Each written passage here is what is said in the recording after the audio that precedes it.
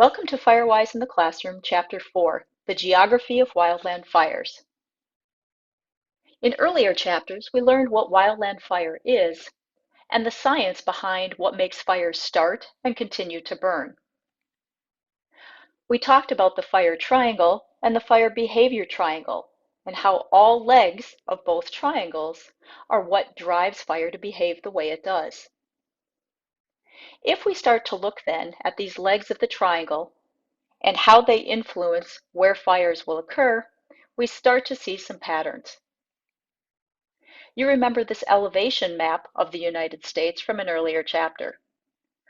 We discussed how fire moves more quickly up a slope and how changes in elevation can actually increase the intensity and the spread of a fire. We've talked about features on the landscape, both man-made and natural, and how those things can either encourage or discourage a fire from traveling. Fire breaks are things that will stop a fire from traveling or at least slow it down. Wet areas, rivers, roads, barren fields, these are all fire breaks. We talked about different types of vegetation, the biomes, not only of Minnesota, but in the United States, and how all of the elements of topography and weather and climate and vegetation affect the behavior of a fire.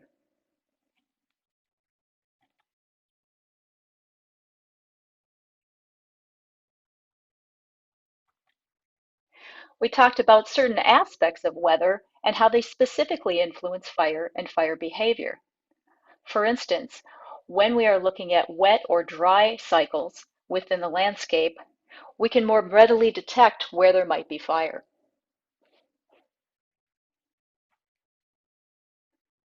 We talk about how often the sun might be out or what temperatures might rise to. There's no doubt that there's more fire in the southwest and the southern portions of the US, and a lot of that has to do with how much the sun is out in any given day and what the angle of that sun is.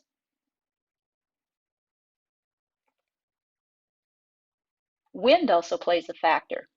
You can see here the orange and the brown in the centers of the map are places where wind speeds are on average the greatest within the US. Also notice in the state of Alaska that those wind speeds are greatest along the coast. Because wind is a driver of fire behavior, it greatly affects our predictions of where a fire might occur and how it might move. If we take all of these different variables into account, we can begin to model the risk of fire.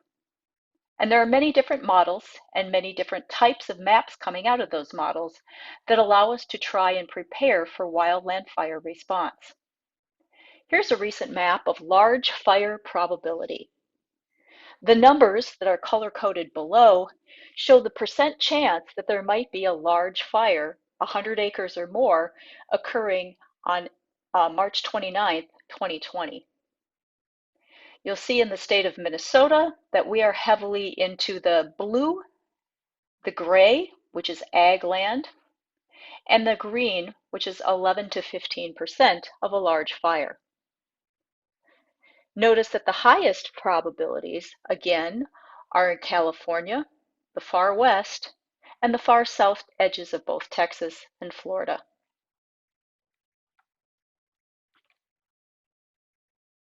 Here's a different fire prediction map. This is a forecast for a particular day, describing that the conditions would either be favorable to fire or not favorable. The legend there again is the percent chance of having any kind of fire, whether it be small or large, in those areas. Because this is a single day forecast, it is highly reliable on weather and weather patterns. The colors you see here in the map, that Minnesota, the northeast portion, is in yellow, not only indicates the weather patterns that might be going on in that particular day, but also the level of green up or vegetation that's coming into play in the spring season. Again, you notice that western Texas and New Mexico, Colorado, the areas in the reds and the maroons, are at very high likelihood to have some kind of fire in that area. If you have a few minutes now, pause this video and go to the link that you see at the bottom of your screen. Instead of pulling up the particular March 29th maps, change the daily period year, month, and day on the right-hand side of the screen and view how those map models change.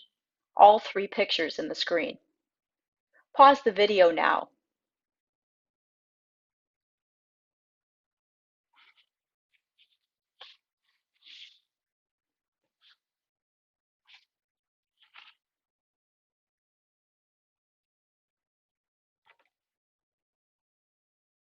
And if you have a little more time and you have a fast internet connection, rather than viewing a static map, you can view a live GIS of fire danger forecasts. Again, the link is at the bottom of the screen. Pause the video now and explore the map for a while.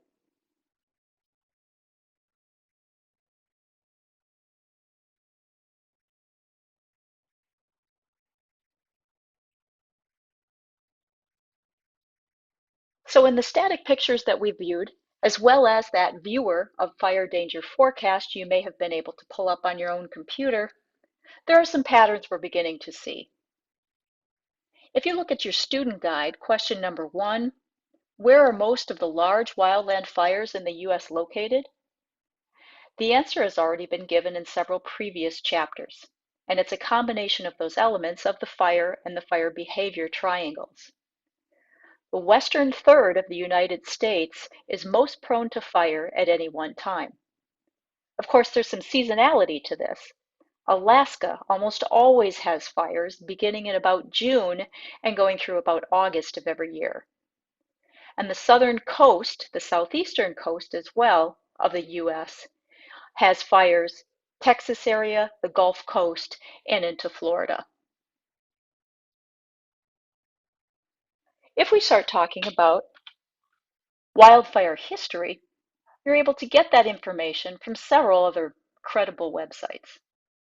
This is one that I like to use, the U.S. wildfires from 2003 to 2019. And if you go in and change the sliders or zoom level on this map, you'll be able to explore for each given year where all of the fires were located. You notice that last year, again, that western third of the United States appears to be where most of U.S. fires occurred.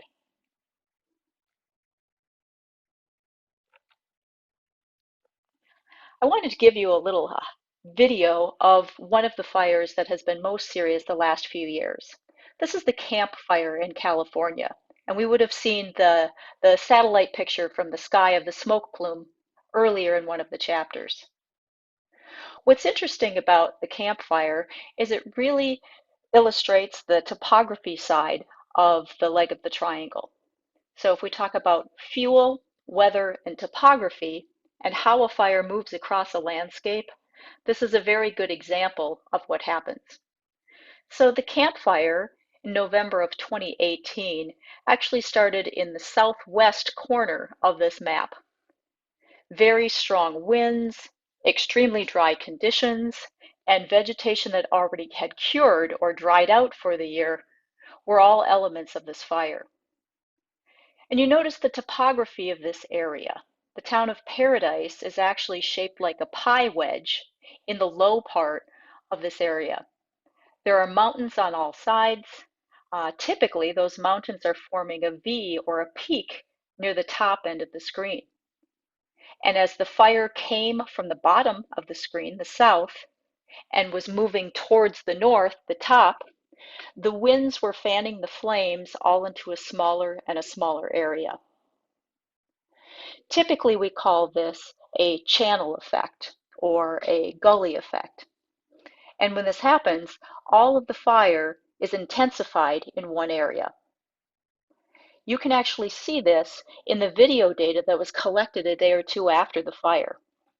If we are to click on and play the video of one of the small areas on the south side or the lower portion of the screen, there's going to be far less smoke and you're going to be able to see the pictures more clearly. When you begin to play the video on the north side of the fire near the pie wedge, you're not only going to notice that more smoke is holding in that area, but also the level of damage is greater. And that's because all of the energy of that fire was funneled into a smaller and smaller space. Click the link below to view some of the video data. Pause this screen as you need to.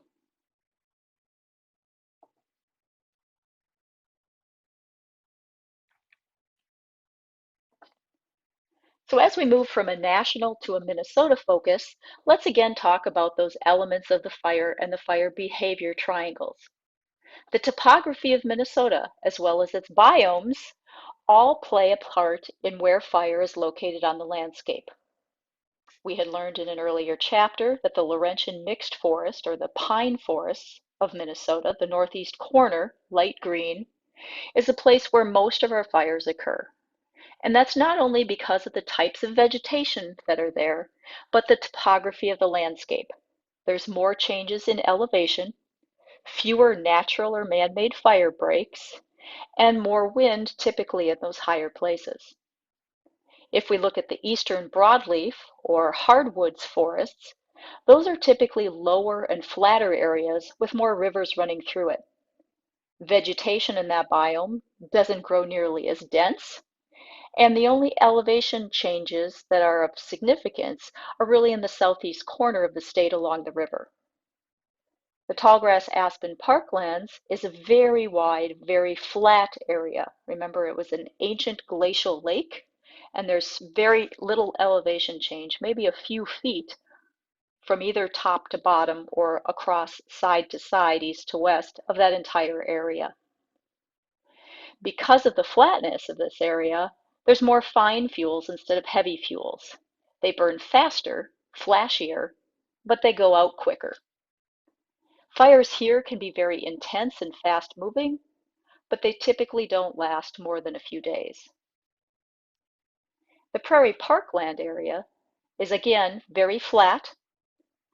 The southwest corner of the state is high, but high generally speaking, no big elevation changes. The prairie parklands are largely agricultural, meaning the natural vegetation has moved from the landscape, and now we've got farm fields. There are plenty of topological breaks. So there are roads and ditches and other types of natural fire breaks along the edges of fields that will stop a fire. So in Minnesota, most of our large wildland fires occur in the Aspen Parklands and the Laurentian mixed forest areas. Why are wildland fires occurring here? And why were they occurring where they were in the nation? Well, again, it's a mixture of topography,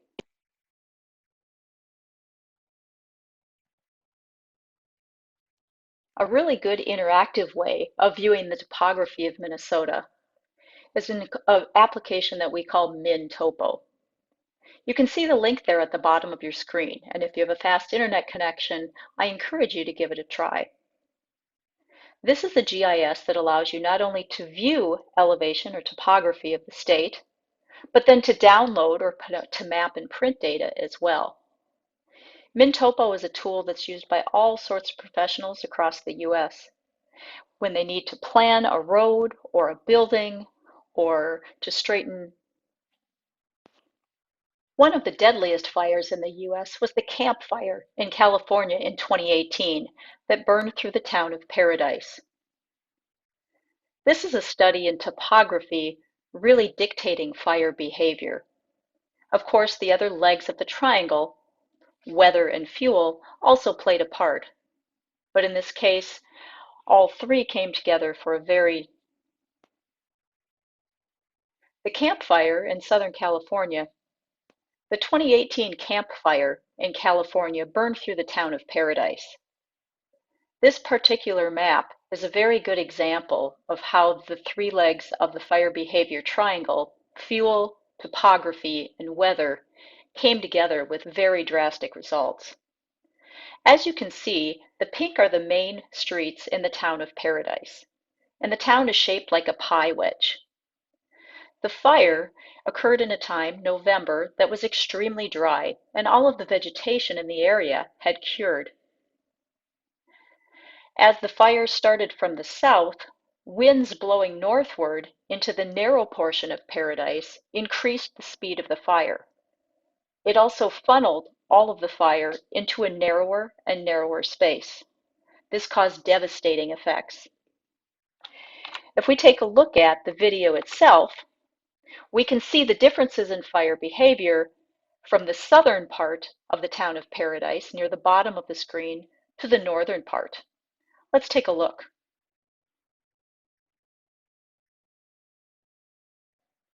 Much of the conifers, the pine-type trees with needles, are still standing. Some structures are standing. Do you notice what these things have in common? Big paved areas around them, lots of defensible space. Trees are not packed too tightly together.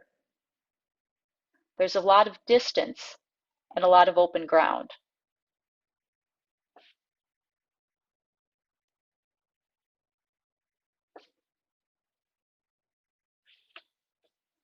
As you again look at this map of the town, the drone footage from the northern part of the map, where the pie wedge becomes more narrow, shows more devastation simply because the fire behavior was much more extreme in that area. The locations of wildland fire in Minnesota follow along the topography and the biomes that we discussed earlier. In this example, we see GIS data where each point represents a fire on the landscape from 1995 to 2019. Blue dots are the smallest fires. Green and yellow dots are mid-sized fires, and orange and red dots are the largest fires. As with any data set, to be a good geographer, you need to ask questions about where you see patterns and where you see gaps or anomalies. I see several gaps, especially in the northern part of the state, where it seems as though the fire follows a very straight boundary, and I wouldn't have expected that. Diving deeper into that data, what we would learn is that this data set is specifically for fires that are reported and located on state lands. And the areas that are anomalies or don't show any fires are areas that are either federal lands or Indian reservations. As we look at the colors of the dots, it makes sense that most of the fires are small. It also makes sense, if we were to overlay the roads on this particular map, that a lot of the fires occur along those major roads.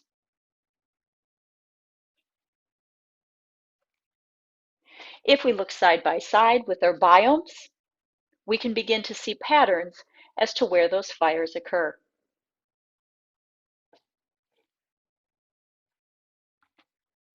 This ends Chapter 4, The Geography of Wildland Fires.